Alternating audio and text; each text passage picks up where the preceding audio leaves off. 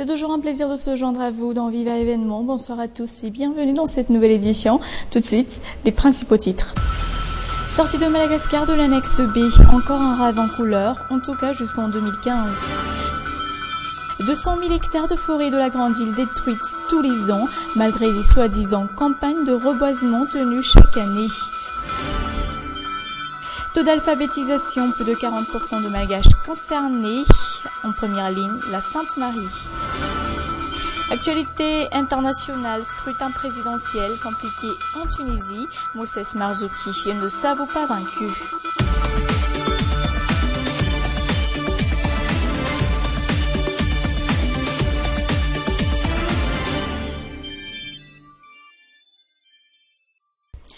Direction tout de suite à la région Ansnanan pour entamer cette édition. Des usagers mécontents du délestage opéré par la Jirama à Thomasin ont manifesté cette nuit dans la ville portuaire. Une manifestation causant des émeutes et notamment des dégâts matériels considérables au niveau du siège de cette société d'État sur place. Ces manifestants ont voulu brûler le stock de carburant de la Jirama, mais fort heureusement, les forces de l'ordre sont parvenues à intervenir à temps pour éviter le pire. Et puis, sachez que le chef de la région Ansnanan, Michel Talat, ainsi que les premiers responsables de la Jirama et ceux des forces de l'ordre se sont concertés ce jour pour discuter des mesures à prendre par rapport aux manifestations de cette nuit à l'encontre des délestages à répétition dans la ville de Thomasin ces dernières semaines. La ville est redevenue calme malgré la coupure d'électricité observée jusqu'à ce matin.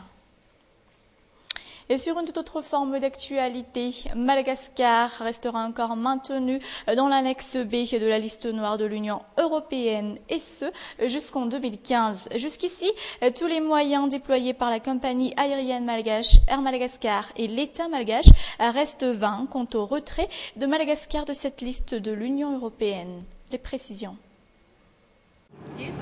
Cette année, la délégation malgache a fait le détour 2 fois afin de soutenir le dossier sur le retirement de la compagnie Air Madagascar dans la liste B.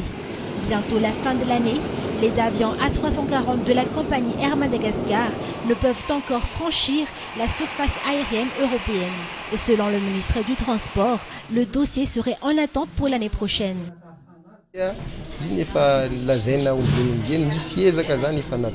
Des efforts ont déjà été fournis. Le mois dernier, l'Union européenne l'a dit elle-même. Il ne devrait donc plus y avoir de problème sur le retirement de la Airmad dans l'annexe B.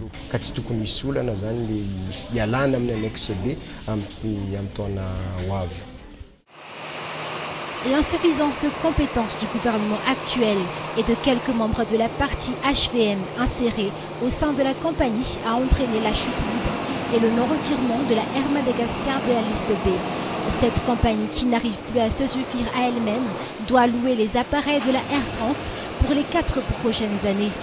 Des promesses non tenues de la part du gouvernement et des dirigeants de la compagnie Air Madagascar, telle l'obtention de nouveaux appareils avant la fin de l'année, ne seront pas tenus.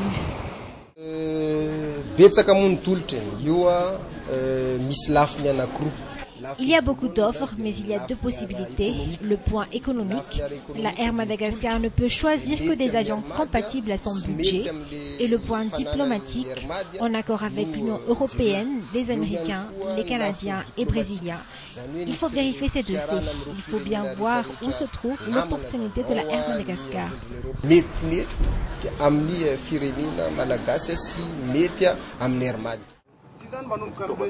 La Air Madagascar est dans sa pénombre histoire. Les avions utilisés ne sont pas conformes à la norme internationale. La compagnie qui utilise actuellement que la Airbus A340, 2 ATR-42, 2 autres ATR-72, ainsi que 3 Boeing 737. Cette compagnie qui enregistre 30 millions d'euros de pertes par an.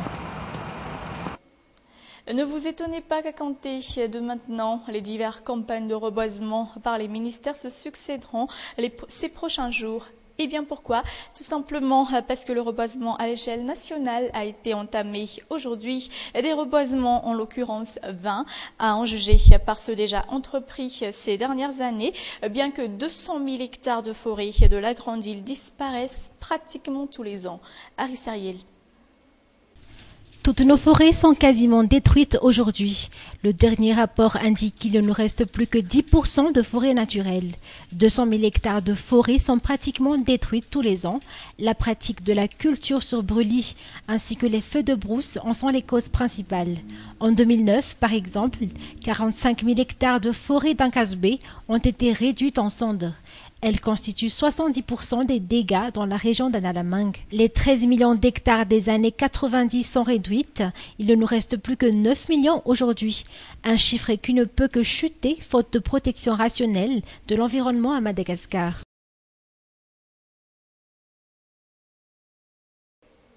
Direction Sainte-Marie, où je vous le disais dans les titres, le taux d'alphabétisation se voit nettement réduit ces dernières décennies. Pour l'heure, des efforts ont été mis en œuvre afin d'y remédier. Aris Ariel. Le taux d'alphabétisation de la région de Sainte-Marie est moindre par rapport aux régions de Madagascar. Pour José, le problème se situe au niveau de l'accessibilité de la population. Peu d'entre eux arrivent à trouver du travail. D'un autre côté, l'accessibilité à l'enseignement laisse à désirer. L'école la plus proche se trouve à 11 km. Le problème de la scolarisation à Sainte-Marie est surtout dû au manque de moyens des parents. Voilà pourquoi les enfants sont scolarisés à moitié. La scolarité des enfants à Sainte-Marie est un fait délaissé, un fait qui pousse à certaines organisations de monter en place des associations afin d'aider les enfants à compléter leur enseignement.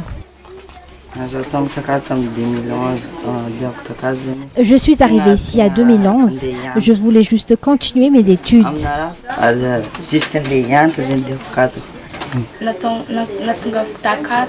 Je suis arrivée ici parce que mon père est mort et ma mère nous a envoyés ici.